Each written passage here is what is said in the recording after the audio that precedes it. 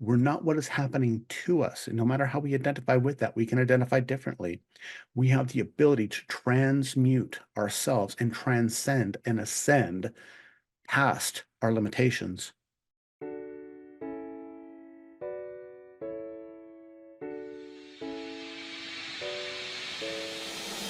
Welcome to Give a Heck. I am your host, Dwight Heck, and for much of my life, lived my life in quiet desperation, wondering how I was going to pay the bills, take vacations, save for retirement, and one day wondering if I would get off the hamster wheel of life and have purpose. A life that most of society lives, which takes us to work, then home, then repeat, and pays us hopefully enough just to survive. The harsh truth that most live with more month than money and have no idea how to live life on purpose, not by accident. This ensures the mass majority are living not just financially broke, however emotionally and mentally as well due to financial pressures. In each episode, I will introduce you to thoughts, ideas, and guests that can help you to learn how you too can live life on purpose, not by accident. Good day and welcome to Give a Heck. On today's show, I welcome Nate Zeleznick. Nate, the founder of Integrated Ascension Method, IM, White Dove Method, and co-founder of Merpati Putti USA, specializes in merging ancient Javanese energy work with modern science and technology. His method combines advanced breathwork, personal energy management, vibroacoustic therapy, brainwave modulation, and various holistic therapies, aiming to foster physical, mental, emotional, and conscious strength. With over 20 years of full-time teaching and training experience all over the world, Nate is a sought-after keynote speaker and master trainer, committed to teaching individuals to unlock their dormant abilities and achieve superhuman breakthroughs and peak performance. Nate's work has been featured in documentaries and validated by professionals across multiple fields, and proving the development of higher human potential is possible in a methodical way that blends perfectly with the Western paradigm. I'd like to welcome you to the show, Nate. Thanks so much for agreeing to come on and share with us some of your life journey. Thank you, Dwight. I'm honored to be here. I'm looking forward to providing a great story and a lot of value for the viewers and the listeners. Oh, I'm sure you will. Like, as we mentioned before I hit record, I'm excited for it because your journey, your origin is unique in so many ways. And so many people say, well, we all have the same type of life experiences. We go through challenges, we go through learned behavior that wasn't the best. But yours is unique in so many ways. And I'm not going to share how. I'm going to let you share that how, because the listeners to my show and viewers know that I focus on the origin story as one of the most important things, because really the origin story reveals to everybody exactly your journey, your passions, and how they developed. And the good, bad, and the ugly isn't a scary thing. It's a vulnerable thing that helps us connect with one another. So I'd appreciate you, Nate, telling me your origin story. You know, whatever you want to share to your earliest recollections from childhood to adulthood to led you to where you're at currently. All right. Well, it all started when my parents, graduating from Humboldt State University in Northern California, decided that, well, my dad being a ski patroller, that they love skiing and they wanted to move to Vail, Colorado. So on their way from Arcata, Eureka area, to Vail, they stopped in Utah. They skied once and said, we're moving there after college. It took one day at Alta, Utah Ski Resort to decide they were going to move here. Now, why that's really relevant is that's where I landed here. You know, obviously we're all originally from outer space, I guess, but I landed here in Utah when I was born, and it's a beautiful state. If you've ever been, absolutely come. It's a wonderful place to come, and it's so diverse. As far as our topography, our ecology, everything is just, it's amazing. You can go through different worlds from in one day. You can go from desert and arches to literal rainforest, like deciduous, no, sorry, evergreen rainforest. It's really quite amazing. Now, the thing is, my parents moved into a small mountain valley in the 1970s. Now, for those people who are familiar with Utah, there is a predominant religion in Utah that a lot of people are familiar with, the Mormon religion. and some of the most beautiful people I've ever met, some of the kindest, most prepared, wonderful, community-oriented people. Now, I'm going to say this with a grain of salt because it doesn't apply ubiquitously, but unless you're not one of them. Now, for me, growing up as the only person in my grade, in my school, besides my younger brothers that were not of that religion, there was a lot of physical, mental, emotional bullying that happened on a daily basis from the age of 5 when I went to kindergarten all the way until 15 when I got to go to high school, not only by students, but sometimes by their parents, by my scout leaders, being forced to say their prayer, or else I couldn't come to scouts, kind of things like that. That it happened a lot. And also with my mother had at the time some chemical imbalances after a hysterectomy and some interesting things happening in her body that caused her to have some pretty violent outbursts. And so even at home, I didn't really feel safe. So at school, under onslaught. At home, also didn't feel safe. So when I was about 12, I started having like spontaneous out of body experiences. I would rise up out of my body and I would feel this amazing freeing feeling like I wasn't constrained to this very slowed down, cumbersome, like bulky, sticky avatar, this meat suit that we inhabit, which is just what we see on the outside, but we're all so much more than that. And so it's like my soul, my spirit was telling me, it's okay. This stuff is temporary. You're more than you think. You're more than what you see. So don't leave yet. And I say that because from about the age of, about 11 to maybe about 15, I'll say suicide crossed my mind more than it didn't because I didn't feel safe. Everything was pain. And so these experiences really showed me that, okay, there is something else to this. And I came here for a reason. Now, I didn't know what that reason was until later. And I still don't know because it's ever evolving. It's a dynamic and fluid situation, which we call life. Well, around the age of 16, I started martial arts training in earnest. Now, I'd seen Bruce Lee movies and Star Wars, of course, and ninja movies, and I always wanted to be a ninja Jedi, both a ninja and a Jedi. But like growing up in this little town, there was to practice on were my brothers, and they didn't appreciate that very much since I'm the oldest. But that's how we grew up country, like farm strong, and throwing hay bales for our horses when I'm like 7 years old, throwing 50-pound hay bales. And I mean, this is something that we just did. You worked on a farm, and it was really the you work, you finish your chores, or you just don't eat tonight kind of thing. So we got a really strong, powerful work ethic instilled into us. And so when I got to be a martial artist, and I loved it, just jumped in. And I also got a chance to get around a weight room. So by lifting weights and practicing martial arts to help protect myself from the people who were trying to hurt me, that was a huge pivotal part of my life. But, interesting thing that when we're 7 and under, we're basically in a state of hypnosis. Everything that we hear, everything that we see, everything that we feel and taste and touch, all these things, they just go directly into our mind, into our subconscious. There's no filter. This is backed up by psychology and quantum physics, or not quantum, excuse me. I don't know about quantum physics, but in psychology, we understand this, that we're basically unfiltered until about the age of 7. And then we start having more discernment. Well, I had a lot of negative stuff coming at me before the age of 7 and also after.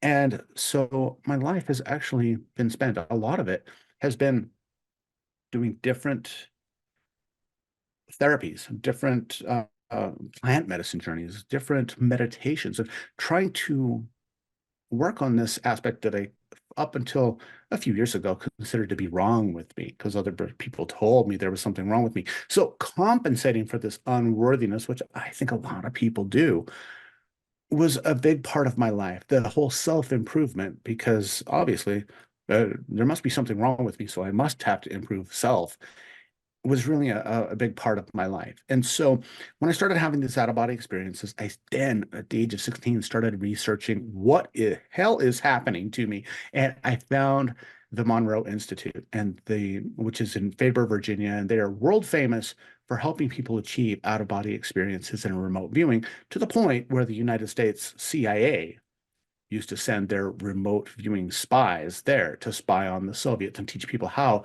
to see things at a distance and tell where the missiles were being, because, the Soviets with the nuclear missiles on the back of trucks, where they are. And they did it pretty successfully, so I'm told. And I actually have some friends that were part of that CIA program, and they were very accurate. Well, why this is all relevant is that as I went through, as far as his origin story is concerned, I was, lifting weights. I was doing martial arts. I was going to college. I was a virtuoso clarinetist. So I got the opportunity to go to college based upon my musical skills. And there was a lot of, I wasn't really that passionate about it, but it's what paid for my college. And so later on, after I got out of college and I was fulfilling my life's goal of being a customer service representative for a Visa company. Oh yeah, exciting. Uh, I still loved martial arts. I still studied as a martial arts scholar. This is way before UFC or anything like that came out. But I was always enamored by the Japanese and Chinese martial arts. But when I saw a advertisement in Black Belt magazine that guaranteed me inner power in 2 weeks or I got my money back, I was like, yeah, sign me up for that. 2 weeks and I get chi. I don't have to go to China and live in a monastery and eat rice and water every day and be a Shaolin monk. Hell yeah, let's do that. And so, of course, sent off my $40, got the chintziest little baby teeny manual with some stick figures drawn inside. And it just said, hold your breath as hard as you can and do this stuff. And I'm like, okay, whatever that's about. But it came with a VHS tape. And on this tape, it had an Indonesian martial arts documentary and everything. I mean, it was Indonesian, like it was in Indonesian language, but it showed the most beautiful martial arts I'd ever seen done. And they were totally different than anything I'd seen before. A couple things that really stuck out, though. One, I think we've all seen people break boards and bricks, right? And they get angry and they yell and scream and put all their anger into the bricks and they just really seem like they're quite stressed. But when I saw people, these smaller Indonesian people, and they were breaking things like the leaf spring from the suspension of a truck, or a stack of steel files or iron bars, or bricks that are poured concrete bricks, not little cinder bricks, but like this is some real stuff. And we're talking maybe, 10 feet tall bricks.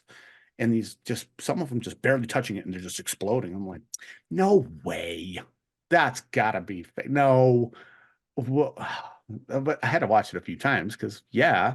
But then it had something on there that just blew me away. And it also raised my skepticism even further. And that was people who were blindfolded or blind who were doing things like fighting full contact, bare knuckles with blindfolds on, or people in the military who had guns and they were shooting targets out of people's hands with a blindfold and a hood cinched around their neck.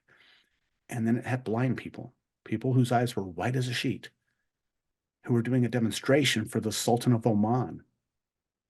And the assistant said, this is the most amazing thing I've ever seen. These people can do everything that you and I can do, even if they're blind. And I'm talking reading print on a whiteboard where people drew a face or they drew something, and the blind people would go up there and they would just scan what it was, and they would actually duplicate whatever the word was or the drawing was. And I'm still like, no way. That would be so cool if Luke Skywalker was really real. The other Star Wars hadn't come out, right? So it's got to be Luke. And something in my mind said, you know what? You've had all these out-of-body experiences. You've had these things happen that you can't explain. Maybe Jedis are really real. So don't discount it too much, but whatever. It's a tape. I mean, that's cool. Nice. I saw something amazing. Well, I've seen a lot of amazing things. I didn't think much of it until the next day. And in our lives, we'll have different things that I think most people have had this. And if you haven't, I pray that you do. People call it a synchronicity, where it's like, whoa, that was weird. How did I run into that person I haven't seen for 20 years? Or how did I know that person was going to call? And this is obviously you can't do it with a cell phone now, but back when we had phones on the wall, you could pick it up and somebody's already there and you're like, I was just thinking about you. Well, we're all connected energetically and in the quantum field. We understand this through quantum physics that every single atom in the entire universe is connected to every single other atom. It's a huge concept to even try to wrap your mind around. But the thing is I'm a big believer after, and I'll get to this in a moment, as far as having out-of-body experiences, but also a near-death experience in 2007 during a martial arts test in Indonesia, where I chose to come back to life. And the things that I was able to experience and see there have shown me where, for me, it's knowledge. For other people, I hope that you find out for yourself. I don't want to put any dogma or belief on you. I'll just tell you what my experience has been. That nothing happens on accident, that we create every single circumstance in our lives on a level that we can't possibly fathom as small human beings, because we have our goal line, but then we have our soul line. And that is not contingent upon what we want. It's not contingent upon what our small human preferences are. We're here to experience. We're here to learn as an energy that has a body and have all these experiences. So why this is all pertinent is I saw this tape, right? And I see these Indonesian blindfolded people and blind people. And the very next day is when I call it a synchrodestiny, because my life was never the same after that. I decided to take a different route to work. And I happened to stop at the stoplight in front of the Utah Schools for the Deaf and Blind. And I watched a blind woman almost get killed right in front of me. She was about to cross the street with her dog. And the dog led her face first into the light pole, right like 5 feet off my bumper. Now, if I'd been doing 50 miles an hour, or let's say 75 kilometers per hour for everybody else in the world, and she'd stepped off that curb. So it dawned on me and it hit me, and I literally felt it like a bolt of lightning in my chest. Oh my God, those Indonesian people, I bet they can help her.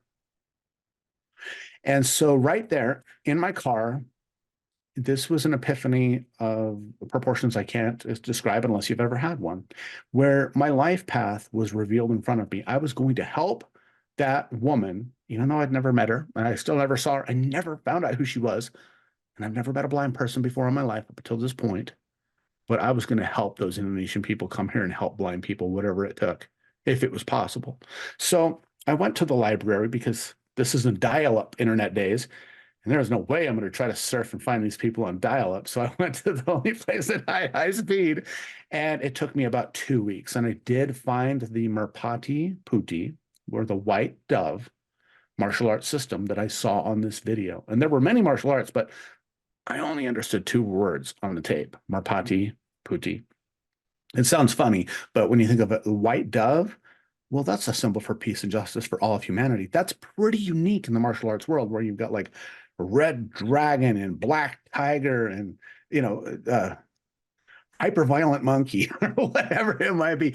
You've got these things that you think of powerful, but not many people think of white doves as powerful martial art. And I have to say, once I learned more about it, I've never seen a martial art even close to as powerful as this one. It's on another level. And I'll say a little bit more about that in a moment. But when I saw this lady, and I had this epiphany, and I started my search for them, and I found them, and I found somebody that could speak English, and I started faxing back and forth with them in December of 1998. And by August of 1999, I was able to sponsor the very first demonstration of this art in the United States. Now, at 23 years old, that's a pretty bold thing to do all by yourself. So I sold everything that I could, like not my feelings or my kidneys, but I sold everything I could to help bring these people over here. And I got to see, the pun intended, blind people. Eyes, no pupils, no iris. It was completely clouded over. And then I would blindfold them, and they would drive my car around. They would be able to put on boxing gloves and chase people around and know exactly where they were. They were able to ride bikes through obstacle courses. They even came into my house and cooked me dinner. And they knew where all my utensils were. They just scanned right through the drawers, and they cooked us all dinner. And I'm just like, I was really emotional, Dwight, because Jedis are real. Fact of the matter is, we have so many more things that we can do with our consciousness than society, our parents, our friends, even our own observations have led us to believe.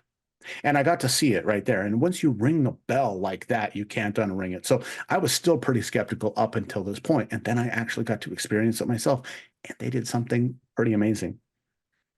Up until this point, Merpati Putih was forbidden to be shown to Westerners or non-Indonesians ever, ever in 500 years.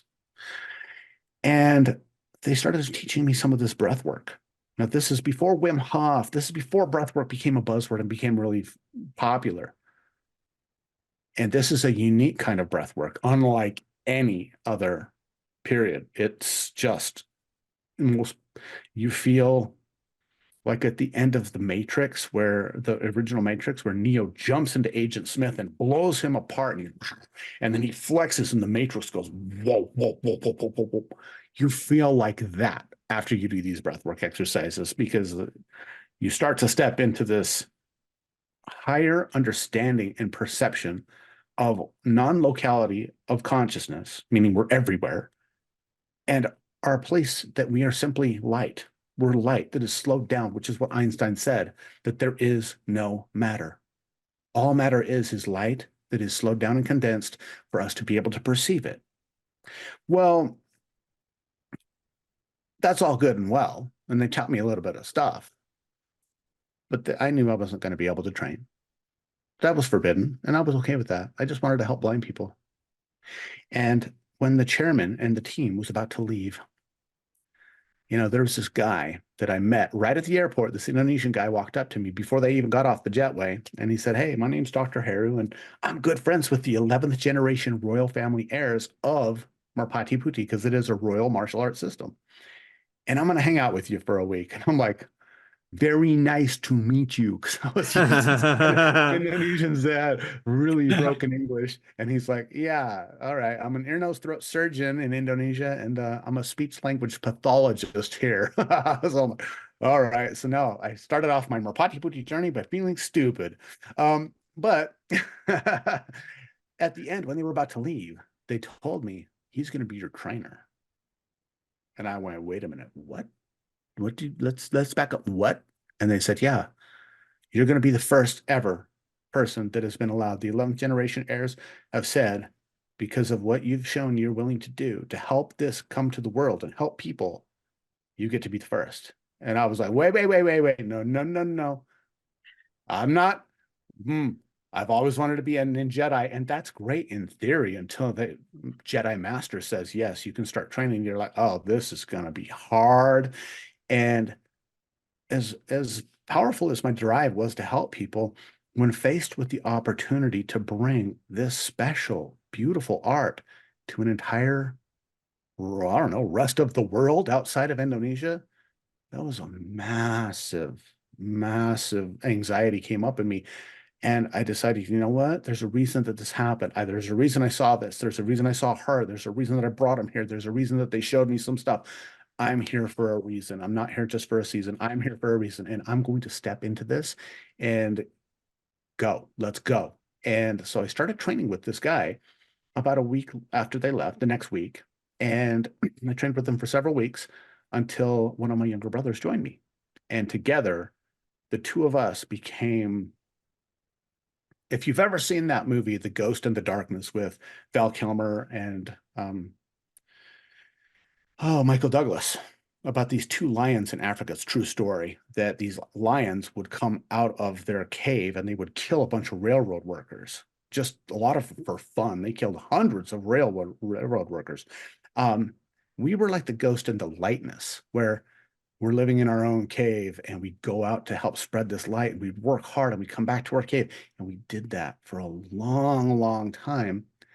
Well, about a year after this first initial meeting with these people and training, I went under this trainer who did not want us to train. He was very purist, and he's like, "I'm only doing this because the heirs who were my friends asked me to do it. If you quit, it's not my fault." And this guy used to be a special forces trainer for Merpati Putih. because Merpati Puti is standard training for every branch of the Indonesian military. This breath work and meditation, every branch of the Indonesian military uses it, including their most elite commando paratroopers use this ability to see without their eyes in live missions, in night missions. And I could tell you stories about them skydiving with hoods on and landing and doing incredible things that I've met people who do this. I'm like, that's a lot different than riding a bike through an obstacle course, but they're specialists. This is what they do for a profession. And so we started training, my brother and we trained for about a year and brought the 11th generation heirs over here to Utah. And they personally tested us, they initiated us, and they inaugurated our school as the very first outside branch out of the thousands in Indonesia, thousands of branches, the first non-Indonesian branch of Merpati Putih. And later, we started our very first class on January 3rd, 2001. And for 20 years, we owned one of the largest martial arts and meditation academies in Utah's history. We had a Better Business Bureau rating of an A+. We never had one complaint in 20 years or 18 years that we were part of the Bureau. We did a lot of things that we're very proud of, including going to Indonesia 3 times on long training sabbaticals to be able to learn from these masters, to be able to test and advance our rank. Because when you get to a certain rank in Merpati Putih, there's only one place in the world you can test, and only one time a year. And so it's the national test in a central Java, the birthplace of this art. And it's they are tests that there have been numerous fatalities on the test, including me. It's not a joke. It's not a strip mall. Are you talking about the incident where you had the generator smoke or exhaust? Yeah, I read quite a bit about you last night. So anyway, go on. Sorry. Yeah. So, this is something that the way that there are many ways that I could put this, but I'm going to put it this way. Not a single one of us is here by accident. Every single one of us is here by choice. As a soul, we chose to incarnate into a body to have experience, period. It's not a good, it's not a bad, it's not an ugly, it is a design. And the thing is that we have this opportunity, and I think we all intrinsically know this. We all have the opportunity at any given second to change the way that we are being in the world and choose differently. Now, some people may say, but what if you're a sex slave? Or what if you're working in a diamond mine in Africa? What diamond mine? Diamond mine in Africa. What if you are a child with leukemia? What about that? What about that? What about that? And I say, okay, once again, goal line, soul line. You don't understand. We can't, in these small bodies, what the huge, infinite aspect of ourselves wants from us in this experience. But what we can do is, even if we may not be able to change the circumstance that we're in right at this moment, we can always change our attitude and our reaction to what's happening. Nelson Mandela is a very good example. He was in prison for how long? He always kept his spirit. He knew he was imprisoned wrongfully, but he always believed in himself. Gets out, becomes the president of South Africa.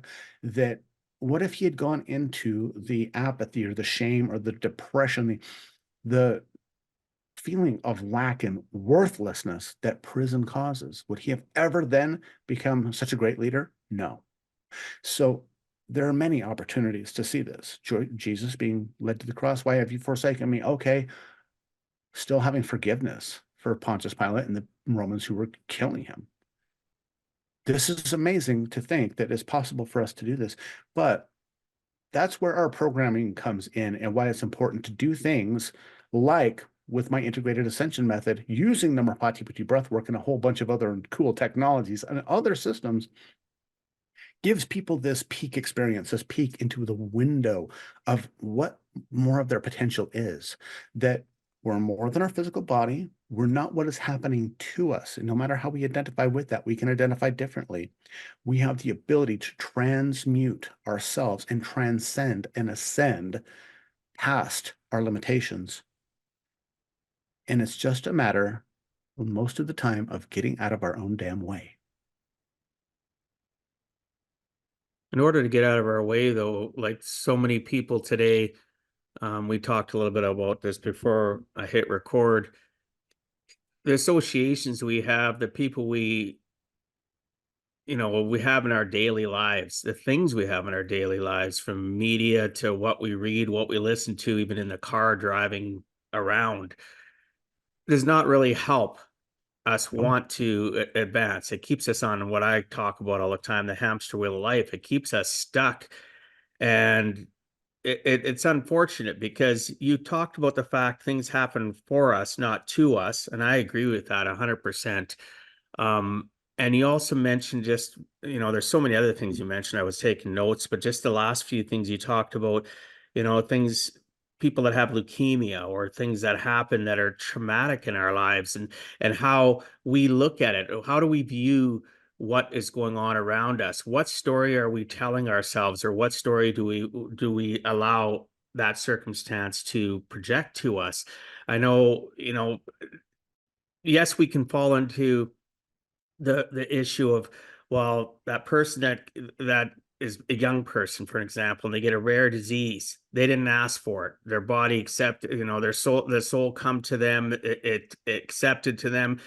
But why did that circumstance happen? And I bring that up because I unfortunately had the biggest pivot and change in my own life. My listeners know that already, in 2017, when I lost my 4-year-old granddaughter. And coming to having that come to moment where, like, why, me, like a lot of people, my first inclination was to blame, right? For me, what do most people do when somebody, if they're Christian or they're religious based, they blame their God, or what they blame, whatever they profess to believe in. And really, at the end of the day, he had nothing to do with her life being cut short. So I had to look at the fact, what did I learn in 4 years from my granddaughter? The amount of time I spent with her in the hospital. And it taught me to appreciate my life more, and realizing that I was already I was 50 years old, to turn 50 the year that she passed away. And what did I learn from that? And what could I take away from that and better myself so that I could better humankind again, right? So was I angry? Absolutely. Do I mhm. still grieve for her? Absolutely. But I can't sit and devalue the fact of her 4 years of existence by not appreciating what she brought to me and what she brought to others, and the realization of that life is over in an instant. People pass away at all stages of life. I've had friends of mine that aren't around anymore, that are younger than me, people that are older than me, and I try now, every time something happens that's a quote, air quotes, tragedy, to look at it and say, what was good about that? And it's tough. Sometimes it's really tough, right? When you are stuck with that society's training of grief, and how do you deal with grief. The people fall into addictions. They fall in all form of addictions. It's not just alcohol and drugs. It can be sex, it can be violence, it can be anger, sadness. It's all an addiction. And so I really appreciated the fact that you talked about that fact that the soul comes in, and then maybe that corporeal, or that meat suit you talked about, is faulty, and that's what happens. And it's a very short time for that existence, but that existence doesn't have to be in vain, in my opinion. It's never in vain. And to that point, would it be okay if I expanded on this? Oh, Okay. absolutely. Okay. What Awesome. we're here for, So brother. yeah. So my question is, your granddaughter, as an infinite, unlimited, eternal being who decided to come and have a body, was her life cut short? I guess in some ways, or a lot of ways, it wasn't, because I can see the purpose of her existence. I understand the purpose of her existence. Initially, I did not, right? I Mhm. was angry. I was like, why would anybody want to have a life that, like, have their life cut that short, right? So yes, So initially I felt robbed. So did a lot of people. exactly, you felt robbed. I'm not asking about you or anybody around you. I'm not asking about her. As infinite, Yeah, unlimited, eternal being yeah. coming to Earth to have an experience with a body, always existed, will always exist in every single dimension and time. I mean, this is when people talk about soul, they think, oh yeah, well, cool. It's just me, but not physical. No. For people who are familiar with Gary Zukov, the world famous author, he's been on Oprah more times than anybody else, like 18 times or something. It's ridiculous. He's got a book that if you look up Gary Zukov, Seat of the Soul, what he talks about, and this is something that having that near-death experience and many out-of-body experiences and the people who've had NDEs and the great spiritual sages as well, it all boils down to the same thing, that we are so much grander than our small physical brain, and our limited perspective here, being slowed down matter and having perceptions of five senses, can possibly explain. So my question is this, and this has happened. It's hard in the face of tragedy, quote unquote tragedy. It's difficult for most of us because we see I don't get to spend more time with her. She's gone from my life. This hurts me. And we see it from a perspective of self, which is normal. True. We Yeah. only do that. We're all self-centered. No matter how generous we are, we're all self-centered because we can only perceive from the perspective of self. But here's the interesting thing. For most children, not all, but for a lot of children, they're just kind of still in the flow and they're like, well, okay, I'm going back. I'm going back to where I was before I came here, especially when they're that young. They're still in much better communication with their divine nature than we are once we start getting things overlaid and we start getting this identity of what we think we quote unquote really are. And the thing is, though, that when children, especially when they pass, it's hard for everybody around them. But having gone to the other side and come back myself, I can tell you, and even just 3 days ago, having a very beautiful projection, out of body projection, where I floated out of my body, and all of a sudden it's like, oh God, yes, I'm not my my foot doesn't hurt anymore. I don't have the limitations. I can do everything. I felt so expansive, like I'm the universe. And to realize that we're doing this for a reason, even if it's for a day and we're stillborn, even if we're a centurion, if we were a Holocaust survivor, or we died in the Holocaust, or we were Hitler himself, we get this opportunity to have these experiences that are just so beautiful. That, would you say, Dwight, after a little while, that when the anger subsided, her death helped you to cherish every day more? Absolutely, but I think I experienced more sadness than I did anger, to be Mhm. honest with you, with Yeah. her loss. But you brought up the fact that we're very centralized about how we feel about circumstances of tragedies and that. And I had to sit back and think to myself constantly. She was in the hospital for off and on for 2.5 years of her life. She spent a couple of her birthdays in the hospital. She was always happy, even in her darkest time where they had, two different IV machines with the amount of drugs and stuff they were giving her to try to combat the challenges she was going through.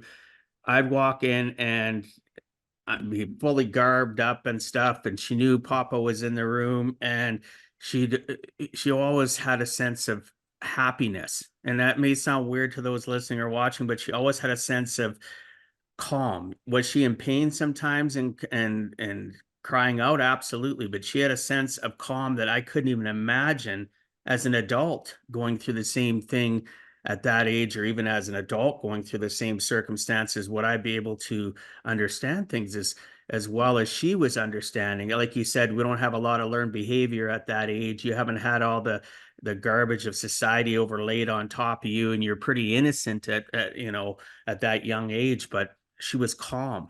And when she'd have good days, she'd be sitting up, and we'd go to she was in a children's hospital. We'd go to the play area or go for, sometimes she couldn't walk, so we'd have to wheelchair her around in a wheelchair or whatever the case may be. But she'd see things out in the distance in the hospital, or in this natrium where they had some nature stuff set up, or the toy area, and she'd point and she'd giggle and she'd laugh. And those are the circumstances and things that after my sadness subsided. It never completely goes away, I don't believe, because I'm still sad she's not here. That's a me issue, obviously. But I think about all those joyous times, and I discard the negativity of the rest, because that's not going to serve me to Right. continue to move forward in life. She's gone, but her spirit, her soul, her memories don't have to. So I constantly talk about her with people, and people will avoid talking about loved ones they've lost, especially children. Well, then you're just squashing what they stood for in that short period of time, in my opinion, anyway.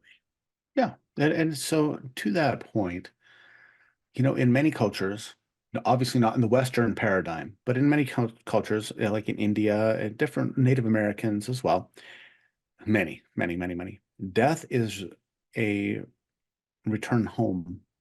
It's celebrated. It's not something that they look at and say, "Oh, this is terrible." There's an interesting quote, and I'm not quite sure who. I think it might have been Debbie Ford, the late Debbie Ford. Healing does not always mean curing. Now, just think about that for a minute. Healing does not always mean curing. So, if someone who is afraid of death, they're terminal, and this is research that's going on now, and they have, say, stage 4 pancreatic cancer, and they have several months to live, and they're very afraid. They have high anxiety, a lot of depression, and they undergo a clinical psilocybin treatment. And after one treatment, they no longer have a fear of death. I would say, even though they may not be cured, in many ways, they have just been healed by themselves and the use of something to help them see that there's nothing to be afraid of. And this is great lip service, right? It is great. Like, don't be afraid of death because you're going to go on and on and on. But oh, I tell you what, we were probably afraid to be born too. Think about it. You go from Yeah. infinite, unlimited, eternal bliss. You're like, okay, I'm going to slow everything down. I'm going to experience pain. I'm going to experience judgment. I'm going to experience evil. I'm going to experience all these things that, even if you say, oh man, the most amazing Minky Couture blanket sitting next to a warm fire with the love of my life right next to me. And that doesn't even compare to the bliss of what you feel when you no longer have your body on you. I know because I speak from experience, and the researchers have done it. And the people that write books about their near-death experiences almost all say the exact same thing, almost every one of them, that it is true freedom. So when you think about death that way, and that's something, Dwight, that I really help in a lot of ways, because the integrated ascension method doesn't just teach people inner power building and how to heal themselves and heal other people, or help. Actually, nobody heals anybody else. You might be able to create the conditions for people's body to heal itself, because your body does want to get to a point of homeostasis and health. It really does. So if the conditions are right, it will heal. So I've seen miraculous cancers going away in a week from people who do meditations and group healings. I've literally watched this happen.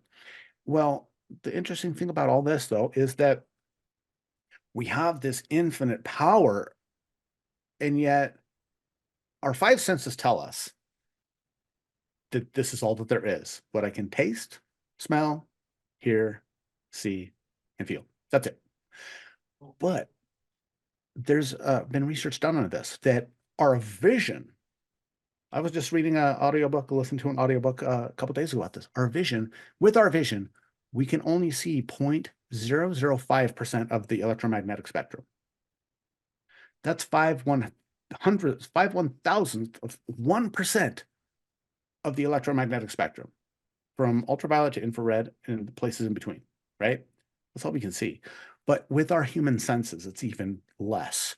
For what we know is there that we can detect so far, and also what we surmise is there with quantum physics and math, that the human, with our five senses, can only actually perceive 0.0038% of what is actually there. So 38/1000ths of 1%. That's unfathomable how small that is. So if that's all we can perceive with our five senses, according to science, imagine if you could just raise that up a couple thousandths of a percent. And that's what the integrated ascension and Merpati breath work does, is it helps to unlock intrinsic abilities for perception that we all have to some degree, some more, some less, just like some people will be Michael Phelps and be able to swim like amazing. Other people are like Michelangelo and can paint. Other people might be like Wynton Marsalis and be an amazing trumpet player. You know, we have these different talents. But what's sad to me is that in our society, we have so much comparison with other people, wanting to be like, keep up with the Kardashians. Before that, it was the Joneses. Wanted to have Yeah. the, right? That we've been doing that and comparing ourselves to other people for so long that a lot of the time we lose sight that we're all that one beautiful, unique being on this planet with our own purpose. And it's not anyone else's purpose, and it's not supposed to be anyone else's purpose. But most people just don't know if there's a way that they can unlock things that will help them see that purpose. And that's one of the reasons I love what I do. And that's one reason that I do what I do. We were never successful in helping the blind people that we wanted to help in mass. But the thing is everyone is blind, Dwight. We just don't see what we don't see. And so with the integrated ascension method, with all this technology, all this breath work, all this ability to stay centered, focused, and develop these different abilities, it all comes down to one main thing. We're more than we think we are, and there's a way to help us unlock what we are. So go do it. There are many roads to Rome. Everybody's going to get to Rome someday, though. The integrated ascension method is simply one. But for people that are skeptical, people that are science-minded, people that are also spiritual, people that like meditation, people that have never done meditation, if people have lungs and they just want to live longer, we have so many things in this system that help people do all those things. And it really gets to be like a palette with paint, where you get to paint whatever it is for you, instead of saying, oh, this is just paint by numbers, and you must paint the seagull over the waves, and that's all. That's all you can do. It's an empty canvas. That's also the scary thing for most people. They get an empty canvas and go, what the hell do I do? I think I'm just going to try to paint a picture like everybody else because that's what everybody else is doing. And I feel I'm supposed to do that so I won't be weird. Well, guess what? You're weird. Get over it. Not weird. I'd rather be In, abnormal than normal. well, I wouldn't say weird.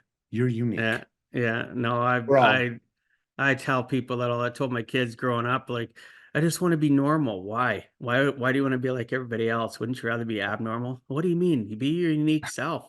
Like, why would you want to be the same as everybody else? Because society tries putting that round peg into the square hole, right? They try forcing things that aren't meant to be. So you talked about the fact we all have specific talents and different things that are unique to us.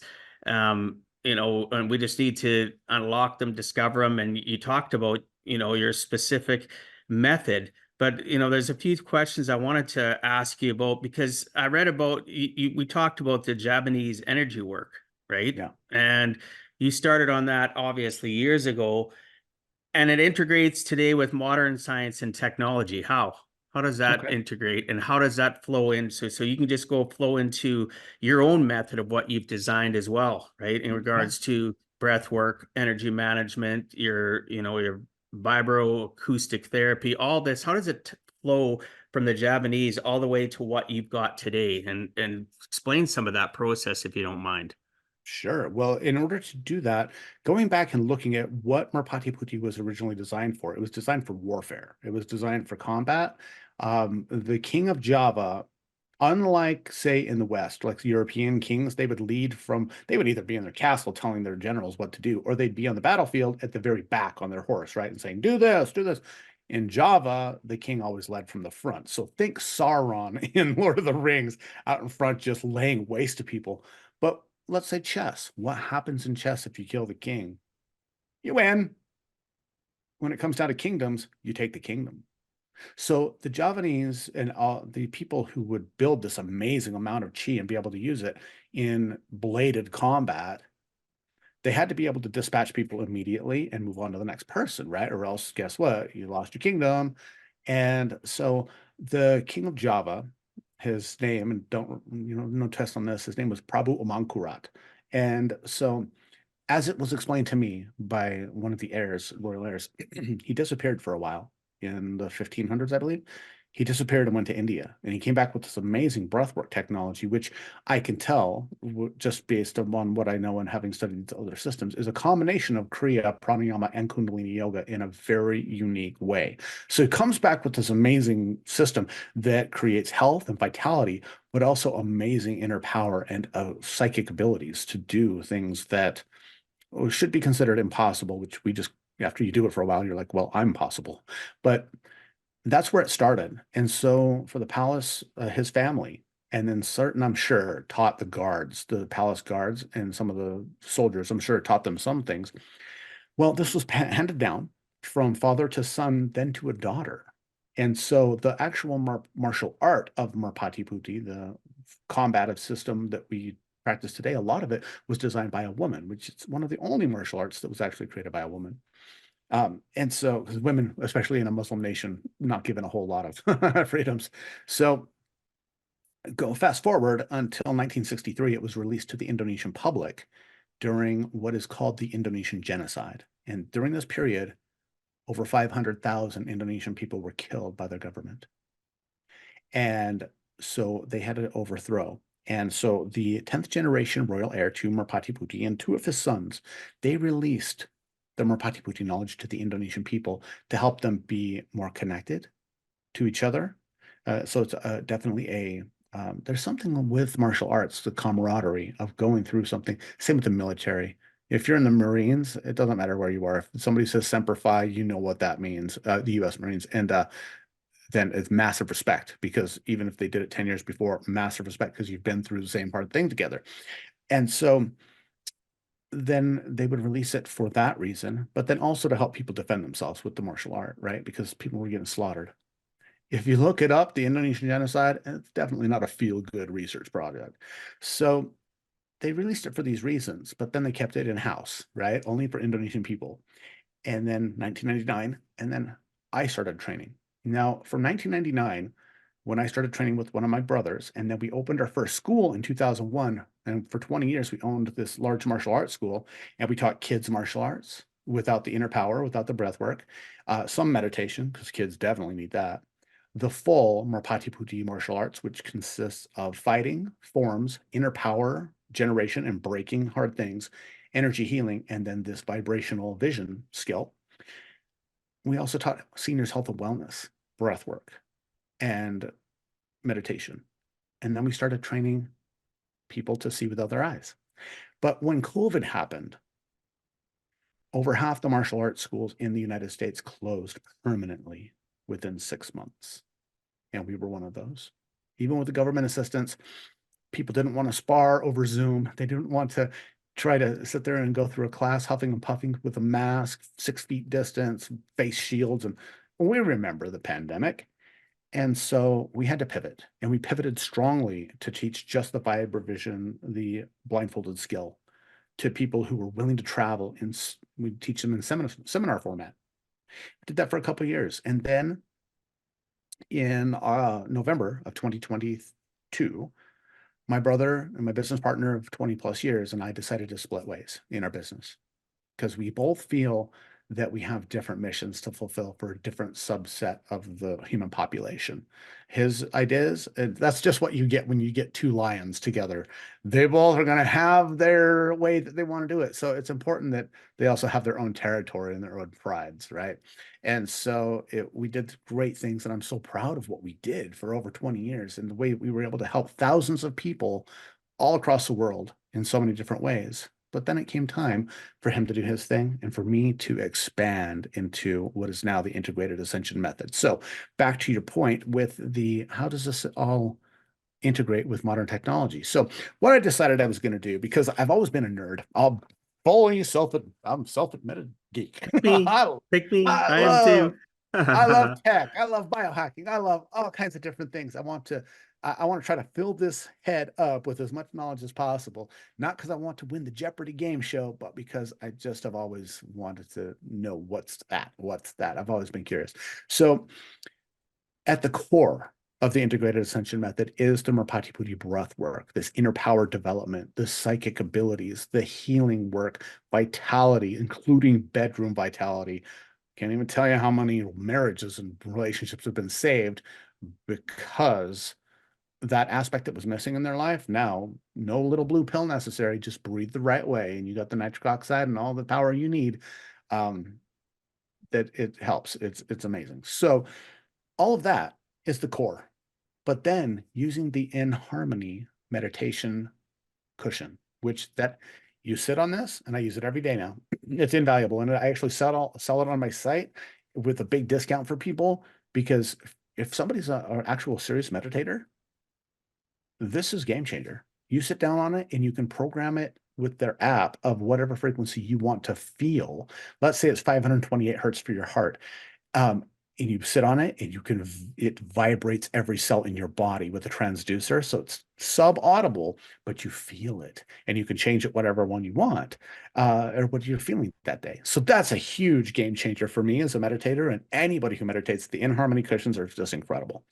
The second thing is using the brain tap. Now, for people that are not familiar with that, what that is, it's a headset that does binaural beat brainwave entrainment, but it also has a visor that has different lights that flash at different frequencies to get you into certain brainwave states.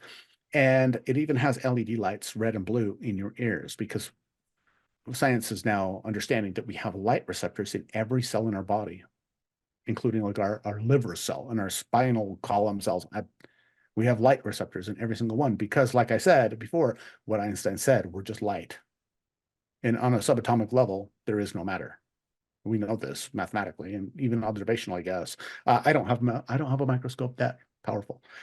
So with that in mind, the brain tap is another one. But then I have this amazing thing that just barely came out. It's called the Sensei headset. All these things you can find on my website, by the way.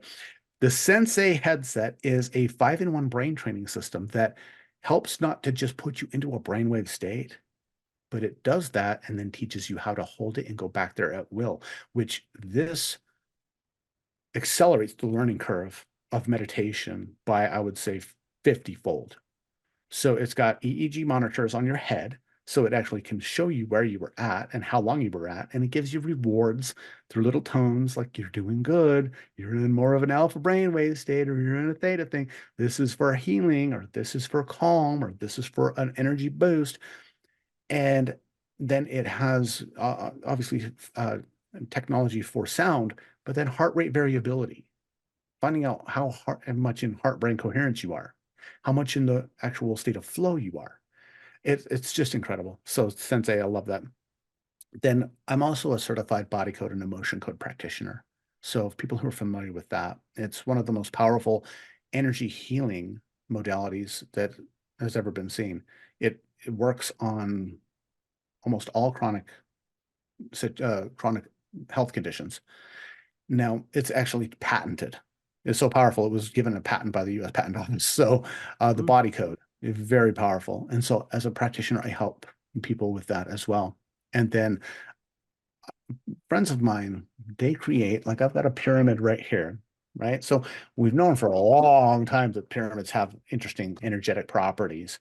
Well, when you put a plasma coil in them and a frequency generator, and you push power into them, these pyramids that you can meditate inside, you literally step inside and your whole, like all your hair goes up on your body and you tingle and you can change the frequencies. So tachyon and pyramid energies is also part of the integrated ascension method. I'm like, I go all in the weird. Then biohacking. So yeah, let's get cold. Let's go for a cold shower. Let's go for the dunks. Let's go for nutritional fitness and eating all organic food, which I also work for a company called Aria Organic. Has the finest, like literally, as being part of this team, it's amazing how many organic foods actually are not. And they're allowed to have certain labeling, even though they have pesticides and chemicals in them. The United States, the USDA, our Department of Agriculture, and our FDA, the Food and Drug Administration, or Fear and Death Administration, however you want to say that, they're not so big on doing actually the right thing. They're doing what they get paid by other people and lobbyists to do. That's just, unfortunately, it's fact. And so with this company, Aria Organic, which also on my website, Everything is sourced to be absolutely pure. And it's some of the best tasting food. I eat it every single day. It's so good. Everything from food is medicine to the energy that is surrounding us with the tachyon pyramid energies, to the vibrations that we feel through our body with the inner harmony cushion, to the state of our mind as we go into with the brain tap or the sensei headsets. The thing is that this is going, and then also, of course, the breath work, which is the most important thing you can do. You breathe. Well, everyone comes in with an inhale and leaves with an exhale. Every one of us. There's not one person that doesn't. And yet we don't focus on that almost ever. And it's the most important body process that we have. Just try to go for 3 minutes without air. You can go for 3 days without water and 3 weeks without food, probably a few days without shelter. 3 minutes without air. Good luck. And so Yeah. as we do this, and I have wrapped all this together, that's why, it was Marpati Putti. And then I changed the name when I branched off to the White Dove Method, which is what Marpati Putti means. But now I just, Dwight, I can't do White Dove Method anymore as a name because this is so much more. That's why it's the Integrated Ascension Method, or the IAM for short, is because it integrates the White Dove Method with all these things. And the results, especially for my elite clients, like my professional athletes or my C-suite executives, I take them on a journey that no one else in the world is doing, period. Full stop. No one else is doing it. And it's not just a transformational. I like to get people to a place of liberation. Transformation is fine, but you can have a horn attached to your head. You will have transformed, right? Doesn't necessarily mean it's a good transformation. Transformation just means something has changed. But when you think of liberation, it only means one thing, and that is the releasing of limitations. So this process can be dealt with. Does that have to be always in a face-to-face situation, or can you can deal with this? So you can deal with anybody in the world over something like Zoom and be able to effectively help them through all these stages. Yeah, Obviously, you have the products, services available on your website that people yeah. can. So before people listening or watching go out and start ordering things or checking out, is it better for them to have a call with you, because there's probably certain things that you offer up that are better for them to start prior? Like, Mm, is there a specific pattern, or is everybody as unique as our fingerprint? And you yeah. say to them, well, that sensei headset is good for you at this point in time in your life. Oh, you need this instead. Do you understand what I'm saying? I want the listeners and people watching to understand that they should probably consult with you before they just go run and start buying things. No, well, actually, yes and no. But I can tell Okay, everybody right sure. now, this That's is a great exactly why way. I'm asking. Yeah. Yeah, you bet. So first thing is on my website, which I know because I created it, how I was able to get such a sexy website, because it is. Um, my website is iampure.energy. No, now, if I was like a plumbing supply store, that wouldn't really hold much of a like, oh, but with what I do, I am pure energy. Oh, yeah, that's awesome. So I am pure dot energy. People can get my free ebook right there, and also my free masterclass series. It's not my free masterclass series, but the first of my masterclass series, which teaches an energy shielding exercise, because we're always being bombarded by other people's energy, but also we have EMF, we have 5G, we have all these different things that come in and disrupt our energy field. So, and that includes the fluorescent lights that I have on me right now. That also makes our aura waver quite a bit. So that's the first step, is go and get a free something from me. It's a gift to you. Enjoy in your life. But then people who want to take that a step further and actually want to go down this rabbit hole and start to maximize their human potential, I have two courses. I have my masterclass series, and then I have my LEAP, which is the Life Force Energy Ascension Protocol. This comes straight from the royal family of Java. It's some of the most powerful breath work you will find anywhere in the world. And in about 5 minutes, you can supercharge your energy all day long, literally in 5 minutes every single morning. And also it boosts your immune system, your vitality, it's your stamina. It's incredible what happens with this one. So the leap is where I would recommend people actually start, is jump into the leap program, learn this breath work. It's not like Wim Hof, it's not like holotropic, it's not like 5D, it's not like anything else you've ever done. I can guarantee you that. And the results are also pretty amazing. And so Then start there. Start to work on yourself internally with your breath first, your energy, because everything's energy, everything's light, everything's information, everything is frequency. So when we get this opportunity and we jump in, we're going to start to make some big changes there. But then I highly recommend, if you are ready to take this and make this a lifestyle, meaning meditation, you're really saying, I have so much more that I can do and be an experience than I am when I'm distracted by a daily life. And I think that half an hour a day, I'm worth that to actually get in touch with me. The In Harmony meditation cushion is a place to go. For sensei brainwave training, if you have a brain, it's for you. It's of course like any other tool. If you have a hammer in your toolbox and you just leave it there, it's great for holding your toolbox down so it doesn't float away. But if you jump in with the sensei headset, you will start to have better sleep. You'll have more energy. You'll have more cognition. You'll have more ability to process faster. You'll have better memory. It's just almost immediate because it's actually brain training, not just brain entrainment. But the brain tap, I'm just working on this right now. I've actually got a call later today to do this. But the brain tap and the In Harmony meditation cushion, they're separate companies, right? But what happens if you actually merge those together and you could have the brain tap with their music, but have these subsonic meditation frequencies to vibrate you at the same time? Well, they have, and it's called the cocoon experience, because when you go in, you're in a different reality. And I'll be one of the only people to be able to distribute that in the country or in the world. Wow. Yeah. So people could just look if they want to have an amazing tachyon pyramid over their bed, it takes a few nights to get used to that much energy so you can sleep well. But if you look into pyramid power, there's some amazing stuff that happens when you put things inside either a Giza pyramid or a Nubian pyramid as far as the angles. Some stuff that's just bizarre goes there. But the cool thing about those, you can actually feel it when you get in them. You're like, oh, wow, I'm buzzing. Whoa. Good sleep coming and organ balance coming. And it's pretty cool. Pretty amazing.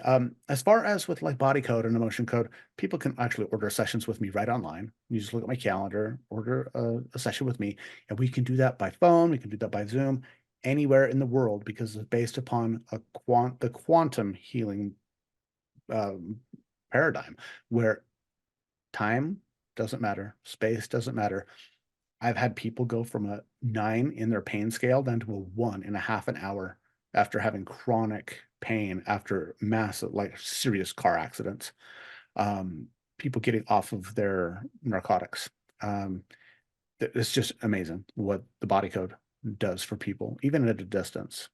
And Wow. it's backed by a lot of science. And like I said, patented. So that's something. And so people can, of course, order the ARIA organic food. You should just be ordering that anyway, because most of the organic stuff you see in the shelf on the store is not actually organic. It still has microplastics, it still has phthalates, all kinds of crap in it that just aren't required to be reported. I don't know. In Canada, it might be different. I know in the UK, things are like 4 ingredients. In the United States, same thing is 49 ingredients. You can't pronounce a single one of them other than first one says corn, in parentheses, GMO. So there's all these things, but it doesn't really matter. Just go with what you feel in your heart. But definitely start with either my masterclass, the full masterclass, or my LEAP program. You will enjoy that every second of your life if you use it, of course. Perfect. I appreciate that. So, Nate, if you had to give our listeners one last closing message, what would you tell them in regards to giving a heck and never giving up? The most important thing that you can do really in your life is be present and be conscious, be aware. Now, awareness is not thinking. It's like talking and listening. You cannot talk and listen at the same time. Awareness is paying attention and without judgment, being aware of what is around you. So a way that you can do this is very simple. Full breaths in slowly until you fill your lungs completely, and then exhale out your mouth until you have all your air out, and then squeeze a little bit more out, and continue doing that. Breathing slowly in, slowly out. When we do this, we stop thinking about the past. We stop thinking about the future. And we stop putting our energy in either of those timelines, and we bring it back to our center, to our moment, our actual moment by moment life that's happening in this second, in which case we can't have fear, we can't have trauma, we can't have anxiety of what's going to happen because we're present. And in the present, none of that exists. So when you do that and you become truly present to your life, that opens the possibility for magic, because we're not coloring it with the BS of learned patterns of behavior and also learned patterns of anxiety. We're just here being, like Ram Dass said, be here now. That's the most important piece of advice I could ever give another human. That's excellent. Thank you for that. So our time's up, and you had already mentioned that the best way to people to reach out to you is to go to your website, correct? Yeah. Or would Oh, you yeah. like to add anything else? No, just by all means, Integrated Ascension Method. You can find me on TikTok, Facebook, Instagram, Well, I'll make sure that goes in the show notes, all homing your links. pigeon, smoke signal. I'll make sure it goes. Those new to the show, just go to giveaheck.com, go click on where it says podcast. You'll see Nate's picture, and below that you'll see abbreviated show notes, which will include the website link, all his social media links, so you'll be able to reach out to him. But certainly check it out. I know I'm going to put some more research in. I did some last night, of course, already, but thanks so much for sharing all that you have today.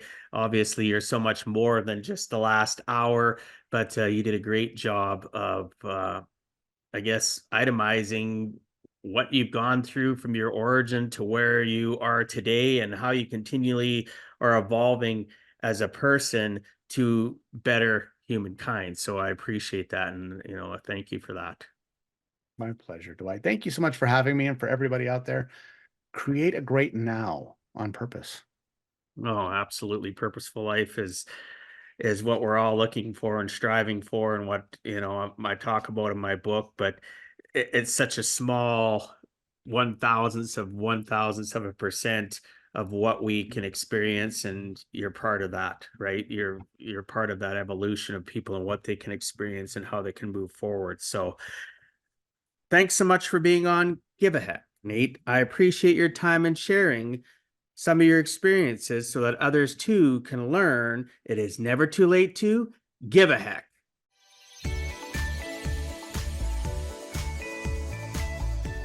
Thank you for taking time out of your day and listening to Give a Heck. If you find value, I'd appreciate you sharing with your friends and family so they too can learn how to live life on purpose, not by accident. So you do not miss the next episode, please subscribe on your favorite podcast platform, and please also post a review. I look forward to reading your comments. This has been Dwight Heck. If you want to check out other podcast episodes or today's show notes, please check out my website, giveaheck.com. And until next time, together let us all strive to give a heck.